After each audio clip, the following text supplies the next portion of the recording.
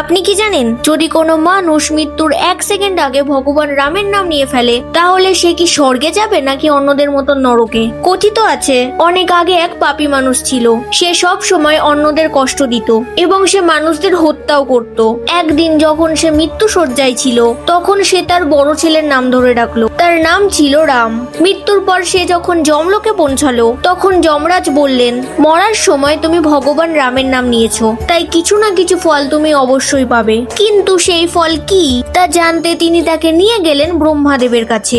ব্রহ্মাদেব বললেন, এটা আমি কিভাবে জানবো? যিনি সারাদিন রামের নাম জপ করেন ভগবান শিব তিনিই ভালো জানবেন। কিন্তু ভগবান শিব বললেন, এটা আমিও জানি না, এ কথা স্বয়ং ভগবান রামই বলতে পারবেন। ভগবান রাম মানে অর্থাৎ ভগবান বিষ্ণু। তারা শেষে গেলেন ভগবান বিষ্ণুর কাছে। তখন ভগবান বিষ্ণু বললেন, রাম নামের ফল একটাই। তুমি এত বড় পাপী হয়েও ব্রহ্মা বিষ্ণু মহেশ্বর তিনজনের একসাথে দর্শন পেয়ে গেলে, এর চেয়ে বড় ফল আর কি হতে পারে? আজকের ভিডিওতে কমেন্টে কেউ লিখতে ভুলবেন না, জয় শ্রীরাম।